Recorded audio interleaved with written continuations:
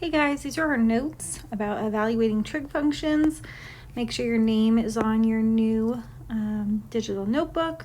You can fill in your table of contents, slide 13 and 14. We're going to evaluate trig functions. You need a piece of paper out so you can title it Notes 3.1.4. Evaluate trig functions. You don't have to write down the essential question, but we want to be able to answer what are the 6 trig ratios? How can you tell which ones are positive in a certain quadrant? And how can you find an angle given a coordinate pair or trig ratio? So yesterday we talked about 3 different trig ratios. We've talked about, I guess, multiple times, sine, cosine, and tangent. But there's actually 6 trig ratios. So as a reminder of what sine, cosine, and tangent are, the sine of your angle is equal to the ratio of the opposite side over the hypotenuse. The cosine ratio is equal to the adjacent over hypotenuse ratio. And our tangent function or tangent ratio is equal to the opposite side over the adjacent side. All right, well, there's 3 others, and they are what you call the reciprocals. The reciprocal means you flip. The first one is if you flip sine, you get something called cosecant, CSC, cosecant, and the cosecant ratio is just the flip, hypotenuse over opposite. If you flip cosine, you get secant, SEC stands for secant, which is the flip, hypotenuse over adjacent. And if you flip the tangent ratio, you get cotangent, which is just the flip, the adjacent over the opposite. So the 6 trig ratios are based off of the 3, sine, cosine, and tangent, but the reciprocals, cosecant, secant, and cotangent, are what you get when you flip. There's one other one that we talked about, I believe, before, which is tangent, how you can find tangent if you know sine and cosine. Sine over cosine is equal to tangent. That's because if you divide opposite over hypotenuse divided by adjacent over hypotenuse, you do keep, change, flip, and you get opposite over adjacent, so tangent is sine over cosine. All right, let's talk about the positive trig ratios, like which ones are positive in which quadrant. So we're going to draw a little x and y axis to see our 4 quadrants. And then we have like a little mnemonic device kind of thing that helps us remember. ASTC. What that means is in the first quadrant, all 6 ratios are positive.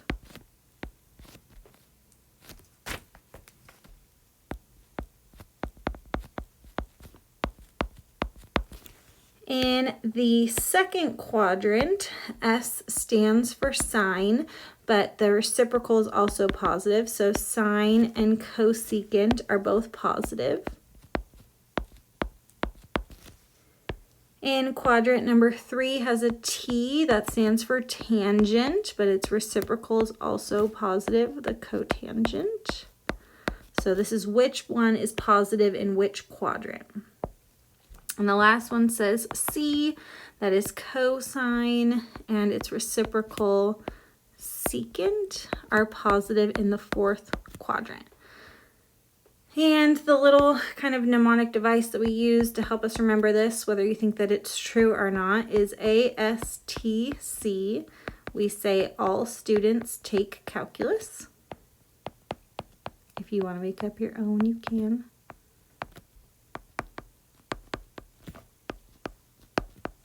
They've been saying this one since I was in high school. So ASTC, starting first, second, third, 4th quadrant. All 6 trig ratios are positive in the first quadrant. Only sine and cosecant are positive in that quadrant. Only tangent and cotangent are positive in 3rd quadrant. And only cosine and secant are positive in the 4th quadrant. All right, we're going to go do 5 examples, and along with those examples, I'm going to give you guys some like steps kind of in those examples as well. So this is going to be in our workbook, I believe, page 41. I'm double checking right now. So page 41 says, what is the sine of each trig ratio with a measure of 9 pi over 8 radians? We're going to sketch the angle to determine where the quadrant is located, determine the sines of the lengths of the opposite, adjacent, and hypotenuse for reference angle, and then use the definitions for trig functions to determine the sine of each and check the results using the acronym ASTC. All right, so what we're going to do is you have all the room at the bottom. Mine has like broken up, so you can just draw yours down at the bottom, but we're going to draw the angle. Okay, so when I draw it, I don't draw the y-axis. I go ahead and only draw my x-axis. I go up, right, left, down, and I connect them with a circle. We're trying to do 9 pi over 8, so we're going to cut it into 8 slices, and we're going to use 9.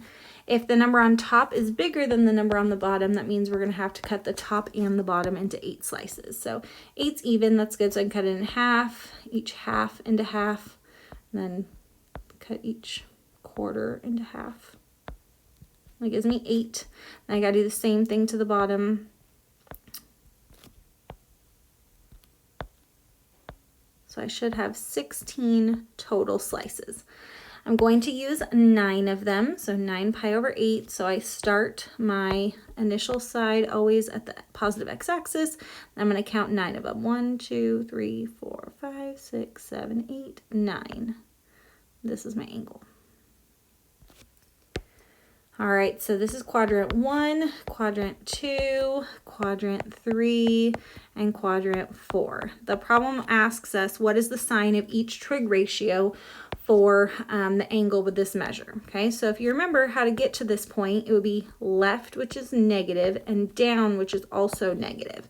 And if you recall, the way that the points work is that this point is cosine, and this value, not point, and this value is sine. So we know cosine and sine are both negative. Well, what happens when you get tangent? Tangent is sine divided by cosine, right? Well, when you divide a negative by a negative, you're going to get a positive. So tangent is positive in this quadrant. So we have our little mnemonic device kind of thing that we had, which was all students take calculus. So in this third quadrant right here, tangent and cotangent are positive. That means that sine, cosecant, cosine, and secant are all negative. So those 6 trig functions, 2 of them are positive in quadrant 3, the other 4 have to be negative. So you just see which quadrant you're in. This is kind of the reasoning behind it, but you can memorize your all students take calculus. If you're in quadrant 3, the reason why tangent is positive is because it's left and down, that's negative, negative. Cosine's negative, sine's negative, and the reciprocals then are negative. But since when you get tangent is sine divided by sine, and negative divided by negative turns positive. All right, let's go ahead and go to example number 3. Okay, I'm going to skip around a little bit. Example number 3 says find cosecant 2 pi over 3, give an exact answer. All right, 2 pi over 3 is on the unit circle. So what we want to do is we want to use our unit circle. I don't have one available right now at the moment, but if you look at your unit circle and find 2 pi over 3, you would find the point -1/2, comma, square root of 3 over 2. So if you use your unit circle, you would find that this is the point for 2 pi over 3. Anytime you're over 3, over 4, over 6, over 2, those numbers are always going to be on the unit circle. Well, this first value right here is cosine of our angle. This value right here is the sine of our angle. Well, we don't want sine or cosine, we want cosecant, which cosecant is the flip of sine. So cosecant is where we flip sine. So if sine is square root of 3 over 2, when we flip it, we're going to end up with 2 over square root of 3. Well, you're not allowed to have 2 over a radical, so you have to rationalize the denominator by multiplying both the top and the bottom by radical 3. That gives you 2 square root of 3 on top, and radical 3 times radical 3 is just 3 on the bottom. So 2 radical 3 over 3 is the cosecant of 2 pi over 3. So anytime it is over 2, 3, 4, or 6, it's your signal that you're going to want to look on the unit circle. Same kind of thing with number 5. We're going to look at number 5. It says find cosine if theta is a positive angle in standard position with a terminal side that passes through the point 1, 0. Give an exact answer.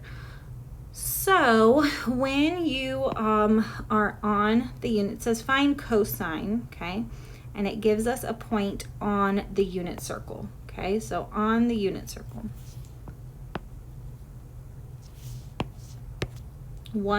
negative 1, 0 is on the unit circle. Here's the point negative 1, 0, and it is on the unit circle, right? So the question asks, find cosine theta. If I'm trying to find cosine of theta, I know that the point, we have cosine and we have sine.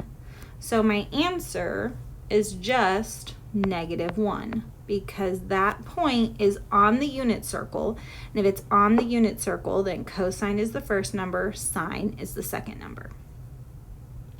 So if the point is on the unit circle, if you see 1 and 0 or radical 2 over 2, square root of 3 over 2, 1/2, those are all signals that it is on the unit circle. Okay. All right, we have 2 more examples. So example number 2 says find sine if theta is a positive angle in standard position with the terminal side that passes through the point 5, -2. Give an exact answer. Okay, so I'm going to draw the point 5, -2. So that means I go right 5 and down 2, and that's where my point is located. Is that point on the unit circle, like our last problem? Well, the unit circle has a radius of 1, so that point definitely is not on our unit circle, okay? So what we're going to do is wherever your point is, you're going to go ahead and use that point, and you're going to create a right triangle. You connect it always to the x-axis and always to the center to create your right triangle. So always connect it to the center and to the x-axis. Well, with our triangle, or with our point, with our triangle, we actually know 2 of the 3 sides already because I went right 5 and down 2. I'm labeling the 2 as negative because I went down. The side of a triangle cannot actually be negative, okay? Well, our problem asked us to find sine of theta, okay? Sine of theta is equal to the opposite over the adjacent. Well, our angle for this little triangle is always the central angle. Always, always the central angle. When I label my sides, I have opposite and adjacent. So I know that opposite right up here is going to be -2, but I wrote opposite over adjacent when sine is not opposite over adjacent. Sine is opposite over hypotenuse. The hypotenuse, though, I don't know right now. The hypotenuse is right here. So in order to find the hypotenuse, I'm going to have to use the Pythagorean theorem. So Pythagorean theorem is a squared plus b squared is c squared. So 5 squared plus, I'm going to make the 2 positive because the side of a triangle can't be negative. The only reason why it's negative is because I went down 2. But the side of a triangle can't be negative when I'm doing the Pythagorean theorem. So I get 25 plus 4 equals c squared. 29 equals c squared. So in order to get just c, I have to square root. 29 is not a perfect square. I can't simplify it because it's prime. So my hypotenuse right here is just the square root of 29. So that's what's going to go on to the bottom. As you recall, talking earlier, that you can't have a negative or a radical in the denominator, so you multiply the top and the bottom both by square root of 29. That means we get -2 square root of 29 over 29. Sometimes that may be able to be simplified, but we're going to leave it like that. I am going to write down just like a little bit of tiny steps of what we did for this problem just to help you guys when you are doing your problems. You're going to plot your point, connect to the origin,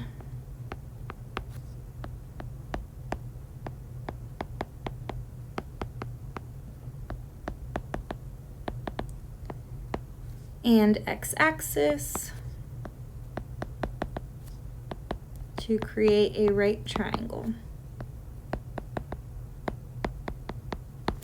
Theta is at the origin.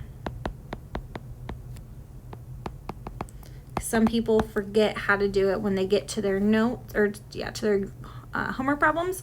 So like your homework is going to be on page 45, and this is like problems 1 through 4. You plot your point, you connect it to the origin and the x-axis to create a right triangle, and then theta is at the origin. You label your sides, and then just use whichever ones you need, whatever ones it asks for. One last example, example 4, says given cosine theta equals 4 over 5, if theta is in quadrant 1, find cotangent. Okay, so here's what we're going to do, and then we'll write down a couple of steps after, like we did for the last problem. All right, the first thing you're going to do is draw a line into whichever quadrant they give you. This problem says quadrant 1, so I'm going to take and I'm going to draw a line just straight out into quadrant 1. Then I go ahead and connect it to the x-axis to create a right triangle, and my theta is always at the origin. Well, where theta is located, I'm going to label my sides. I have opposite, adjacent, and I have the hypotenuse. The given, okay, we were given that cosine is 4 over 5. So if we were given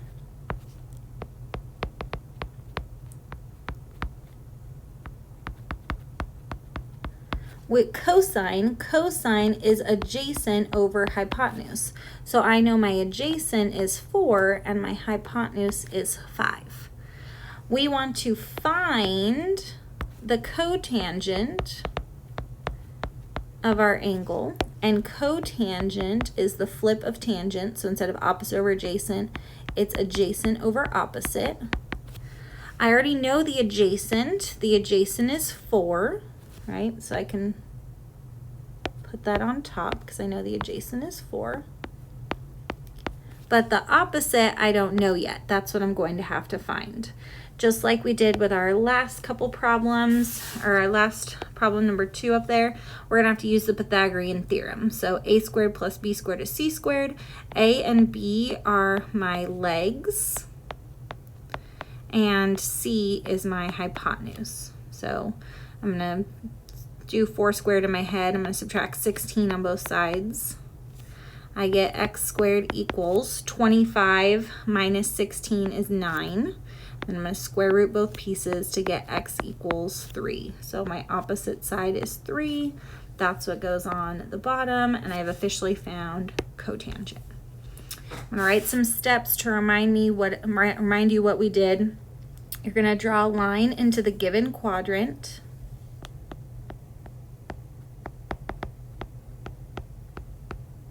From origin into the given quadrant.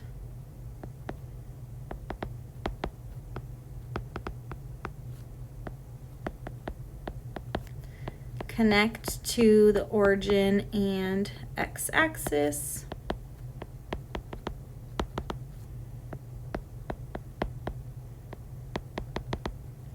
To create theta. Then we just labeled our sides, we saw what we were given, and then we went ahead and found what we were missing to find cotangent. All right, so these notes, the notes part that we took at the beginning goes on slide 13, and then page 41 and 43 or 42 goes on slide number 14.